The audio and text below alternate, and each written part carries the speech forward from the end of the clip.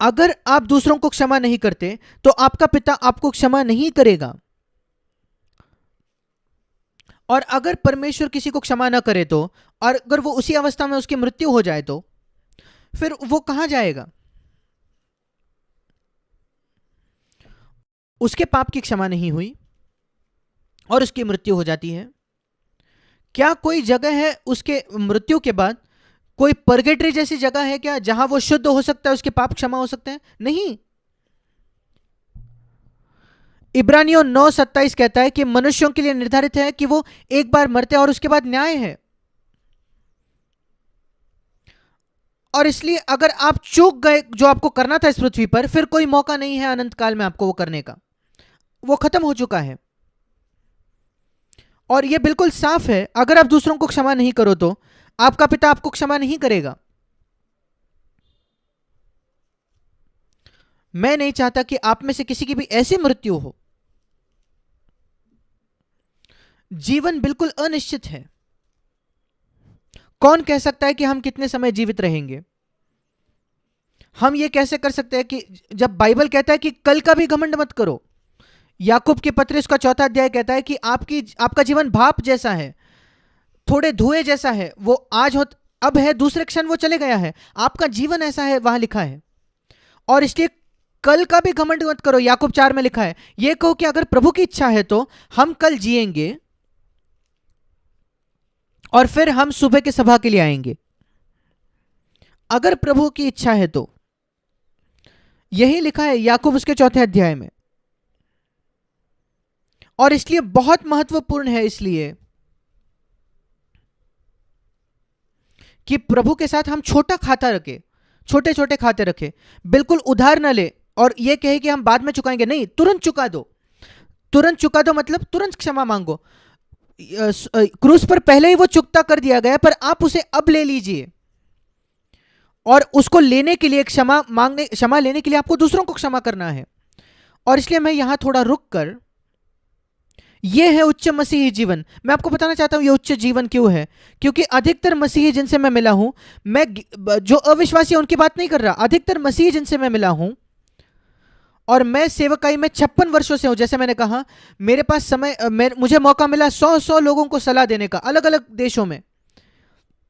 और मैं कहता हूं अधिकतर मसीह जिनसे मैं मिला हूं, उनका लोगों के प्रति, किसी के प्रति एक दुर्भाव होता है।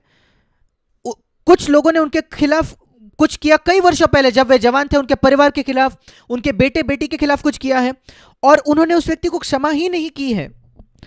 वे उसको कोर्ट नहीं ले जाते, पर यह दुर्भाव उनके हृदय में रह गया है। उन्होंने क्षमा नहीं किया है और वे हमेशा मांग रहे हैं कि परमेश्वर उन्हें क्षमा करे। अब मैं नहीं जानता कितने प्रचारकों ने आपको यह बताया है साफ स्पष्ट शब्दों में, जैसे मैंने अब कहा है, और उस पर जोर दिया जैसे मैं अब जोर दे रहा हूं। कई चीज है बाइबल में, पर कुछ चीजों पर जोर देने की आवश्यकता है। जैसे यीशु कभी कभी कहता था, सच सच मैं तुमसे कहता हूं, सच सच मैं तुमसे कहता हूं। यही मतलब है। क्यों यीशु को जोर देने की जरूरत है? क्या यीशु जो कुछ कहता है वो सच नहीं है? क्या वो कभी झूठ कहता था? हर एक शब्द सच था। फिर वो उसे क्यों कहना पड़ता था कि सच सच मैं तुमसे कहता हूं? वो अंडरलाइन कर रहा था कुछ बातों को। क्यों उसे कुछ बातों को दोहराना पड़ा? यह कहने के बाद कि हमें पाप की क्षमा मांगनी है जैसे हम दूसरों को क्षमा मांग करते हैं, क्यों उसको दोहराना पड़ा 2 बार आगे 2 वाक्यों में कि अगर आप क्षमा नहीं करोगे आपकी क्षमा नहीं होगी, अगर आप क्षमा चाहते हो तो लोगों को क्षमा करो? क्यों? क्योंकि यीशु जानता था, मनुष्य की निर्बलता को वो जानता था। हम इन चीजों को बिल्कुल हल्के में लेते हैं। मैं निश्चित हूं कि आप में से सब, विशेषकर अगर आपका मसीह परिवार में जन्म हुआ है, तो आपने इस प्रार्थना को बचपन से सुना है। मेरे पिता एक नए जन्म पाए हुए मसीह थे और मेरे शुरुआती बचपन से ही उन्होंने मुझे यह प्रार्थना याद करने सिखाई है, हमारे पिता तू जो स्वर्ग में है, तेरा नाम पवित्र माना जाए। और मेरा नया जन्म से पहले भी उन्होंने हमें सिखाया कि हम घुटने टेके अपने बिस्तर पर, जैसे ही हम उठते थे सुबह, हम घुटने टेक कर प्रार्थना करते थे, बिस्तर से निकलने से पहले भी प्रत्येक दिन। मैं उसे तोते की तरह दोहराता था, कोई मतलब नहीं था उसमें, पर फिर भी आपने सबने इसे सुना है और मैं निश्चित हूं कि आपने दोहराया भी है इस प्रार्थना को। मैं आपको बताना चाहता हूं कितने गंभीरता से आपने उस प्रार्थना के एक भाग को लिया है। शायद आपने कई वर्षों से ये प्रार्थना की है, मुझे क्षमा कर, बिल्कुल वैसे जैसे मैंने हर एक दूसरे व्यक्ति को क्षमा की है। निचला मसीही जीवन, वो जीवन जो अधिकतर मसीही जीते हैं, लोगों के प्रति कड़वाहट या दुर्भाव रखना, क्षमा न करना। मैं मनुष्य का न्यायी नहीं हूं, परमेश्वर न्याय करने वाला है, पर मैं परमेश्वर का सेवक हूं जिसको सत्य की घोषणा करनी है। और सत्य यह है, यीशु के अपने शब्दों के द्वारा, जो लोगों की मृत्यु होती है दूसरों की क्षमा न करते, वे पूरे अनंत काल में क्षमा नहीं पाने वाले। और वे कहां जाएंगे आप जानते हो। फिर एक बार मैं दोहराना चाहता हूं, इसलिए नहीं क्योंकि मैं स्वर्ग जाना चाहता हूं कि मैं लोगों को क्षमा करना चाहता हूं।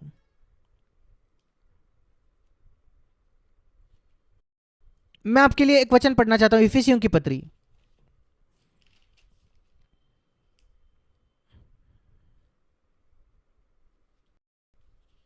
इफिसियों की पत्री 4 अध्याय और उसका अंतिम वचन, इफिसियो 4:32 वचन। एक दूसरे पर कृपालु और करुणामय हो जाओ। और इसे सुने, जैसे परमेश्वर ने मसीह में तुम्हारे अपराध क्षमा किए, वैसे ही तुम भी एक दूसरे के अपराध क्षमा करो। यह वही बात है, क्योंकि पिता परमेश्वर ने हमें इतनी क्षमा दी है, लाख गुना ज्यादा उन कुछ बातों को कुछ मनुष्यों ने हमारे खिलाफ जो की है,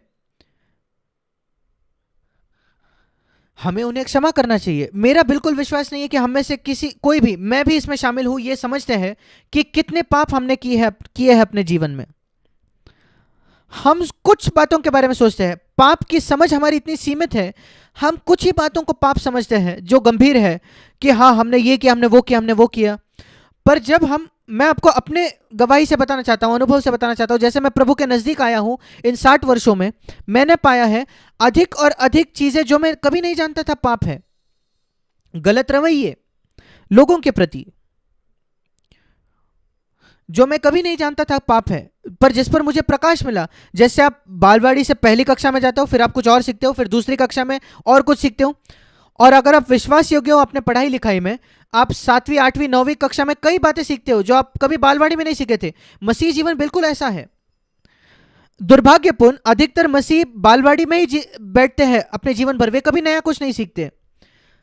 मैं अब भी कुछ नया सीखना चाहता हूं अगले वर्ष, इस वर्ष भी, जो मैं कभी पहले नहीं जानता था मसीह के जैसे होने के बारे में। मसीह जैसा क्या नहीं है मेरे अंदर, प्रभु तू मुझे दिखा। मैं हर वो चीज को दूर करना चाहता हूं। बाहरी चीजों से तो मैं छुटकारा पा लिया हूं, मैं किसी को धोखा नहीं दे रहा, मैं अपने सारे कर, अपने टैक्स चुकाता हूं, मैं सबसे माफी मांगता हूं जिसको मैंने चोट पहुंचाई है।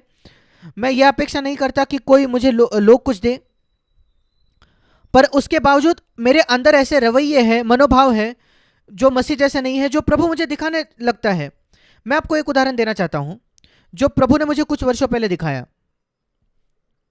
क्या यह सही है कि हम लोगों को अपने पास आकर धन्यवाद देना अपेक्षा करें? अब हम अपने बच्चों को सिखाते हैं कि कोई आपको अगर कुछ दे तो उसे, ये बहुत अच्छी आदत है, और मेरा विश्वास है कि हमें अपने बच्चों को सिखाना है धन्यवाद देना, थैंक यू कहना, और हमें भी सीखना है कि हम आभारी हो लोगों के प्रति जिन्होंने हमारे लिए कुछ किया है।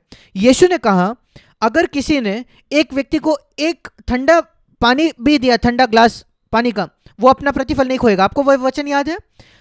उसने अपने प्रेरितों को कहा, अगर कोई तुम्हें ठंडे पानी का एक ग्लास भी दे दे, उसे कोई कीमत नहीं चुकानी पड़ी, फिर भी वो उसका प्रतिफल नहीं खोएगा। मैंने उस वचन के बारे में सोचा है। मैं अपनी कल्पना का इस्तेमाल करता हूं जब मैं इन वचनों को पढ़ता हूं। मैं कल्पना कर सकता हूं कि यीशु अपना सिंहासन का स्थापना करने आया है, और वो किसी छोटे बच्चे को बुलाता है, या कोई स्त्री को बुलाता है, बहन को बुलाता है जो 2000 वर्षों पहले जीती थी मसीह के न्यायासन के सामने। वो इसको बुलाता है, इस व्यक्ति को, और वो कहता है, तूने मेरे प्रेरित पतरस को एक पानी दिया था, पानी का ग्लास दिया था, यहां तेरा प्रतिफल है। क्या आप उस पर विश्वास करते हो? मैं उस पर विश्वास करता हूं। वो नहीं भूलता, एक ठंडा पानी का ग्लास भी वो नहीं भूलता कि किसी ने अपने बच्चों को दिया था, परमेश्वर के बच्चों को दिया था। तो ये अद्भुत है। और जब मैंने उसके बारे में सोचा, मैंने कहा, प्रभु मैं भी ऐसा होना चाहता हूं। मैं कभी नहीं भूलना चाहता। छोटी छोटी बातें जो दूसरों ने मेरे लिए की है, और मैं उसे याद रखना चाहता हूं 20 वर्षों बाद, 25 वर्षों बाद जब मैं उनसे मिलता हूं, मैं कहता हूं हाँ मुझे याद है, आपने मुझे लिफ्ट दी थी आपके कार में जब मैं वहां था और मैं कहीं अटक गया था। मैं धन्यवाद देता हूं, 25 वर्षों पहले ये था। आपने पानी का एक ग्लास दिया मुझे। और इसलिए जब परमेश्वर क्षमा करता है, हमें नहीं भूलना है। ये एक ग्लास पानी से ज्यादा है, उसने मुझे इतना क्षमा किया।